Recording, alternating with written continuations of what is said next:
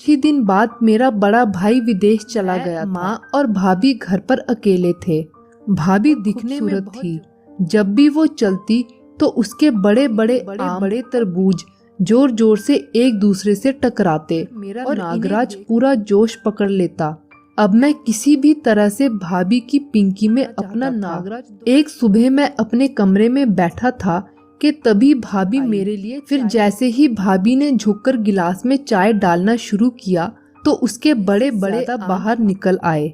मैं बिना पलके झपकाए तरसी हुई नजरों से लगातार देखता जा रहा था। मेरा नागराज भी पूरे जोश में आ गया था, बाहर आने को हो रहा था। भाभी ने भी इसे नोटिस कर लिया था और हंसते हुए मेरे हाथ में चाय का कप पकड़ाकर वहां से चली गई। फिर जैसे ही भाभी कमरे से बाहर गई तो मैंने हाथ से ही अपने नागराज को शांत किया। अब तो मुझसे एक पल भी सब्र नहीं हो रहा था। उसी दोपहर भाभी किचन में कुछ तो मैं उसके पास जाकर बैठ गया। भाभी के बड़े बड़े तरबूज देखकर अब मुझसे रहा नहीं गया और बातों बातों में मैंने इन पर हाथ फेर दिया। भाभी ने पलटकर मेरी तरफ देखा मगर कुछ नहीं कहा। मैं समझ गया कि वो भी। मैं अपनी जगह से उठा और पीछे से भाभी को कसकर गले लगा लिया।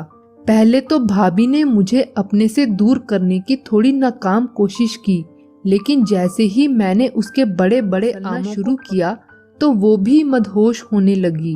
फिर मैंने भाभी के दोनों आम सूट के ऊपर से ही बाहर निकाल लिए और इन्हें पकड़कर जोर जोर से दबाना शुरू कर दिया। मैंने ऐसे ही कपड़ों में अपने नागराज को भाभी के तरबूजों के बीच के चीर में रगड़ना शुरू कर दिया। भाभी अब हो चुकी थी और उसके मुंह से आवाजें निकलने लगी थी। तभी मैंने भाभी को पलटा और उसका चेहरा अपनी तरफ घुमा लिया। जब मैंने उसके इतने बड़े देखे तो मैं अपने होश खो बैठा और इन्हें पकड़कर इनका रस पीना शुरू कर दिया।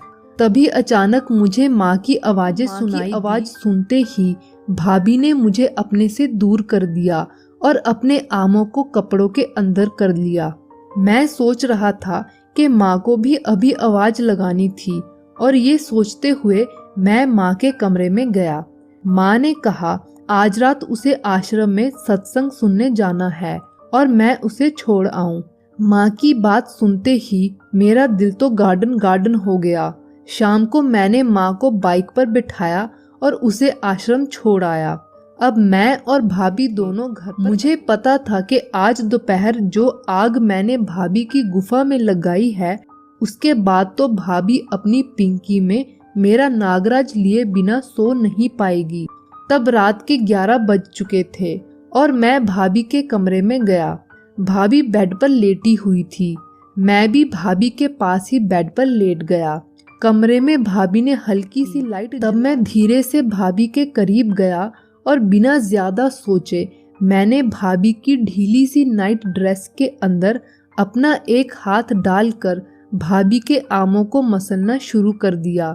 भाभी के आमों के ऊपर के अंगूर भी अब बहुत टाइट हो गए थे।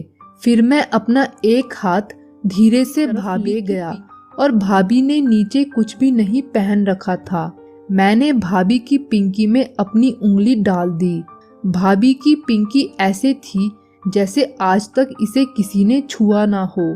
तब मैं भाभी के बड़े बड़े आमों का रस पीता हुआ काफी देर तक लगातार भाभी की रहा और अब तो भाभी की पिंकी का रस बहना भी शुरू हो गया था। फिर मैं नीचे गया और भाभी के पिंकी के पास जाकर मैंने इसका रस पीना शुरू कर दिया। अब तो भाभी भी पूरी तरह से होश खो चुकी थी और मुझे सर से पकड़कर अपनी पिंकी को पूरा मेरे मुंह में डाल रही थी। नागराज भाभी की गुफा में जाने को बेताब हुए जा रहा था। तब मैंने अपने नागराज को भाभी की पिंकी के छेद के ऊपर रखा और एक ही झटके में इसे पूरा भाभी की छोटी सी पिंकी के अंदर भाभी की गुफा में जाने को बेताब हुए जा रहा था। तब मैंने अपने नागराज को भाभी की पिंकी के छेद के ऊपर रखा और एक ही झटके में इसे पूरा भाभी की छोटी सी पिंकी के अंदर डाल दिया। भाभी मुझसे कसकर लिपट गई और मैं बिना रुके काफी देर तक अपना नागराज भाभी की गुफा में दौड़ाता।